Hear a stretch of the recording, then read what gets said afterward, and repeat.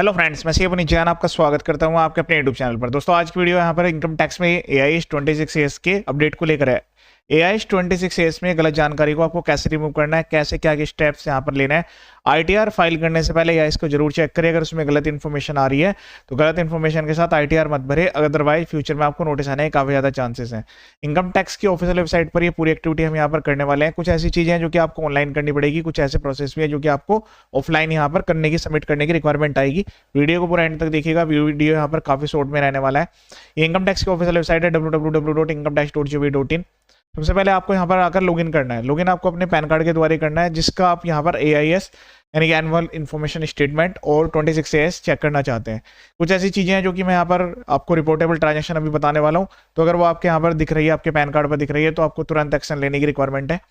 तो पहले हम यहाँ पर यूजर नेम जो कि आपका पैन नंबर होता है वही एंटर करेंगे, पासवर्ड डालकर लॉगिन कर लेंगे। अब लॉगिन करने के बाद आपको दो चीजें वेरीफाई करनी है। ये जितने भी रजिस्टर्ड पर्सन है इनकम टैक्स में, वो सब वेरीफाई करेंगे वो ITR फाइल करने के लिए एलिजिबल है, लायबल है, नहीं है। ये एक्टिविटी तो हर पर्सन को करनी है और ये अपने मोबाइल से भी आप कर सकते हैं। सबसे पहले हम चेक करेंगे, यहाँ पर देखिए डैशबोर्ड दिया रहता है, डैशबोर्ड, ई फाइल, ऑथराइज्ड पार्टनर, सर्विस, उसके बाद AIS, इस पर क्लिक करेंगे। AIS पर क्लिक करने के बाद एक नेक्स्ट पेज पर आप रिडायरेक्ट रहेंगे। ध्यान रहे आपके सिस्टम में पॉपअप जो ब्लॉकर है वो यहाँ पर जो है अनब्लॉक होना जरूरी है, वरना आप नेक्स्ट पेज पर नहीं जा पाएंगे। ठीक है, मोबाइल में तो ऐसी कोई रिस्ट्रिक्शन नहीं होती है सच। उसके बाद हम यहाँ पर जो है AIS पर क्लिक करेंगे। उसके बाद यहाँ पर जो आपको क्लिक करना है tax information network, tax information summary पर यहाँ पर क्लिक कर देना है। तो डाटा यहाँ पर कॉन्फिडेंशियल है, उसको हाइड किया गया है। अब यहाँ पर ध्यान से देखिएगा, डिविडेंड की इनकम आ रही है, इंटरेस्ट फ्रॉम सेविंग बैंक आ रहा है, कैश विड्रॉल आ रही है। एक यहाँ पर पॉइंट आ रहा है purchase of time deposit 72 lakhs। तो जो ये पर्सन है, जब इन्होंने यहाँ पर चेक किया है तो इन्होंने यहाँ पर पूरे साल में इतने रुपए की FD यहाँ पर नहीं की थी।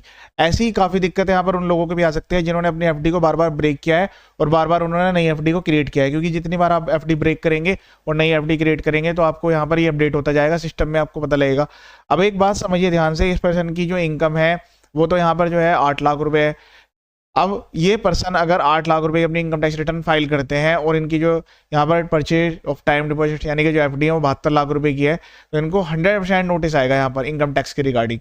तो अगर आपको ऐसी कोई भी यहाँ पर दिक्कत आ रही है, कोई भी ऐसी यहाँ पर ट्रांजेक्शन आ रही है, अब उसको अपडेट कैसे करेंगे। तो ये तो आपका AIS 26AS है। एक चीज़ और भी आपको चेक करनी है, ई फाइल में, इनकम टैक्स रिटर्न में, व्यू 26AS, इसको भी मैं साथ के साथ यहाँ पर कवर कर लेता हूँ।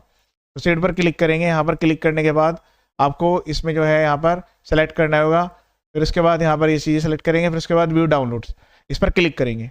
ठीक है, अब एक पॉइंट और भी आता है कि अगर आपका यहाँ पर FD हुई है, FD पे इंटरेस्ट आपने अर्न किया है, तो उसका TDS भी डिडक्ट होता है।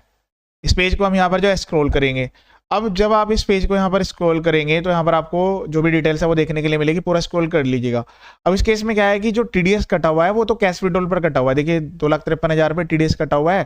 तो अगर कोई ऐसे पर्सन है जिन्होंने बैंक से कैश विड्रॉल कर लिया है तो उस केस में उनका जो है TDS कट जाता है 194N में। अभी ये सेक्शन है नया इनकम टैक्स एक्ट में 393 हो गया है। तो जब बैंक वाले कह रहे हैं कि भाई आपने जो है 70 लाख रुपए की FD की है, तो बैंक का जो इंटरेस्ट है वो कहाँ चला गया, बैंक का इंटरेस्ट जो अर्न हुआ होगा उस FD पे वो क्यों नहीं आया। अगर वो बैंक का इंटरेस्ट यहाँ पर आ रहा है तो उस पर TDS क्यों नहीं कटा। चलिए, हो सकता है TDS लिमिट में वो कवर ना हुआ हो, क्योंकि FD की ड्यूरेशन हो सकता है काफी कम रही हो। लेकिन अगर कोई पर्सन एक दिन के लिए भी FD यहाँ पर क्रिएट करेगा तो कुछ तो अमाउंट ऑफ इंटरेस्ट होगा, और जो भी उन्होंने इंटरेस्ट अर्न किया है वो यहाँ पर दिखना चाहिए था। इसमें डिविडेंड दिख रहा है, सेविंग बैंक का इंटरेस्ट दिख रहा है, कैश विड्रॉल भी दिख रहा है, लेकिन परचेज ऑफ टाइम डिपॉजिट्स यहाँ पर नहीं दिख रहा है। तो इसका मतलब है जो सोर्स एजेंसी है उनके द्वारा यहाँ पर मिस्टेक हो गई है। अब आपको यहाँ पर क्या करना होगा, देखिए यहाँ पर क्लिक करना है आपको। क्लिक करने के बाद इसकी कुछ डिटेल्स यहाँ पर आपको देखने के लिए मिलेगी, इस पर आप क्लिक कर लेंगे।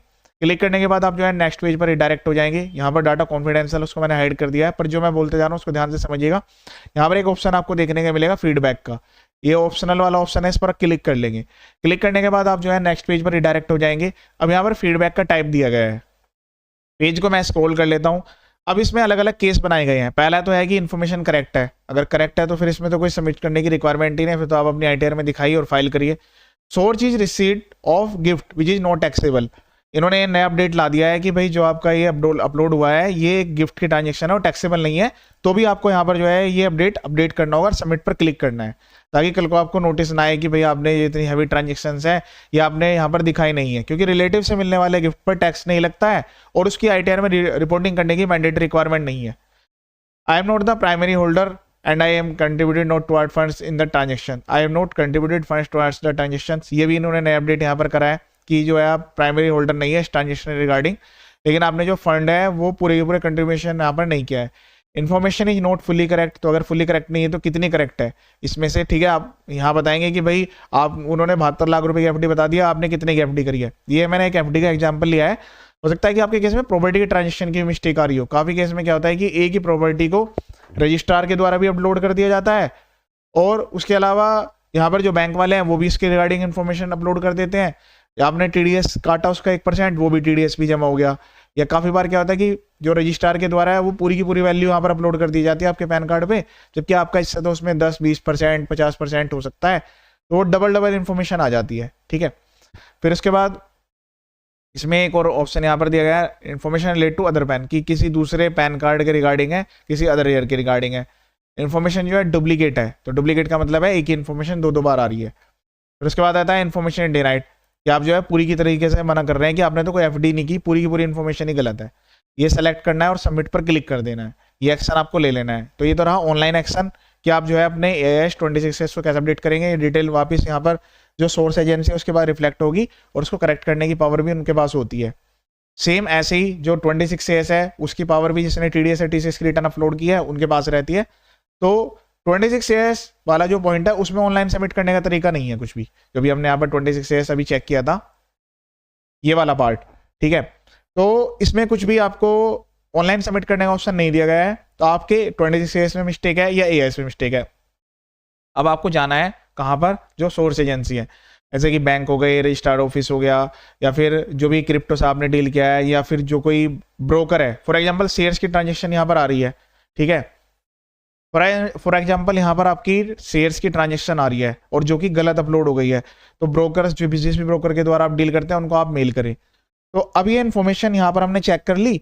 तो एक तो तरीका है कि आपने यहाँ पर ऑनलाइन रेस्पॉन्स सबमिट कर दिया, उसके बाद आपने जो है फिजिकली, जहाँ पर पॉसिबल है तो आप फिजिकली जाइए और वहाँ पर राइटिंग में दीजिए कि ये आपका AIS 26 का प्रिंट है।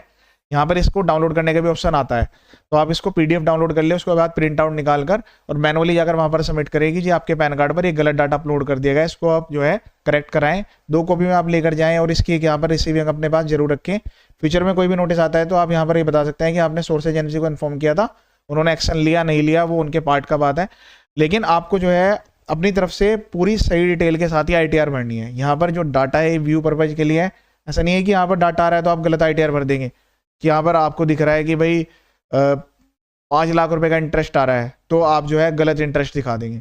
जो भी इन्फॉर्मेशन यहाँ पर आ रही है इसका सोर्स सेलेक्ट करें। जैसे डिविडेंड आ रहा है, जिस भी शेयर्स में जहाँ पर भी आपने इन्वेस्टमेंट किया जिससे डिविडेंड आया है तो उसको आप चेक करें स्टेटमेंट को डाउनलोड करके। सेविंग बैंक का इंटरेस्ट, सेविंग बैंक के लिए तो आप बैंक में जाकर सर्टिफिकेट ले सकते हैं। FD के रिगार्डिंग में सर्टिफिकेट मिल जाता है कि कितनी FD हुई है और कितने का इंटरेस्ट आपने अर्न किया है। लेकिन कोई भी चीज़ आपको इग्नोर नहीं करनी है। यहाँ पर कोई भी ट्रांजेक्शन आ रही है तो उसको ऑनलाइन फीडबैक जरूर सबमिट करें। उसके बाद जहाँ तक पॉसिबल है मैनुअली जाकर 2 कॉपी में सबमिट करें, कि रिसीविंग अपने पास रखें। और जो भी एजेंसी है उसकी एक रजिस्टर्ड ईमेल आईडी होती है कस्टमर केयर वाली, या फिर और भी कोई अदर आईडी हो सकती है, तो उस पर जो है आप मेल लिख सकते हैं। उस पर मेल में ये डॉक्यूमेंट्स अटैच कर दे कि आपका ये KYC डॉक्यूमेंट है और ये आपकी जो है 26AS और जो TIS है उसकी डिटेल्स है। यहाँ से 2 डॉक्यूमेंट डाउनलोड हो जाते हैं, एक TIS और एक AIS, दोनों की PDF डाउनलोड करने का ऑप्शन वहीं पर आता है जहाँ से हमने व्यू लिया है, ठीक है। या आप जो है स्क्रीनशॉट अटैच कर सकते हैं कि ये डिटेल्स यहाँ पर शो कर रही है और आपके हिसाब से ये सही करेक्ट इन्फॉर्मेशन है। ऑनलाइन फीडबैक सबमिट करने के बाद सेकंड स्टेप आपको लेना है, मैनुअली में जाकर सबमिट करना है या ईमेल के द्वारा इन्फॉर्म करना है। और अगर आप जो है यहाँ पर फिजिकली नहीं जा पा रहे हैं तो आप स्पीड पोस्ट के द्वारा पोस्ट भी कर सकते हैं, क्योंकि उसको भी एक तरीके से रजिस्टर्ड प्रूफ माना जाता है। तो ये एक्टिविटी आपको जो है कंप्लीट जरूर करनी है। गलत इन्फॉर्मेशन 26AS में है या AIS में है वो इरेलीवेंट है। जब आप अपनी ITR को फाइल करेंगे, वो आप ITR 1 2 3 4 कोई भी फाइल करें, सबके लिए डिटेल वीडियो मैंने यहाँ पर अपलोड कर दिया है। तो उसमें आपको सही रिपोर्टिंग करनी है, सही इनकम दिखानी है, सही एक्सपेंस डिडक्शन क्लेम करने हैं, और अगर कोई टैक्स बन रहा है तो टैक्स की पेमेंट करके ITR को भर देना है। लेकिन ITR भरने के साथ आपका काम खत्म नहीं हो जाता है, फ्यूचर में भी नोटिस आने का चांस रहते हैं। इनकम टैक्स में अलग अलग लिमिट्स दी गई हैं कि इतने साल तक आपको नोटिस रिसीव हो सकता है अलग अलग सेक्शंस में, और इनकम टैक्स एक्ट 2025 में वो सेक्शन भी चेंज हो गए हैं। तो आपको अलर्ट रहना है, कोई भी कम्युनिकेशन आता है अपनी ईमेल ID मोबाइल नंबर को अपडेट रखना है, प्रोफाइल को अपडेट रखना है, रेस्पॉन्ड जरूर करना है। ये था डिटेल वीडियो। इसके अलावा मेरे यूट्यूब चैनल पर GST इनकम टैक्स से काफ़ी सारे वीडियोज अवेलेबल है, बाकी तरह वीडियो भी आप एक बार देख सकते हैं। चैनल का पर्पज फुली एजुकेशनल है। ये वीडियो देखने के लिए थैंक यू सो मच।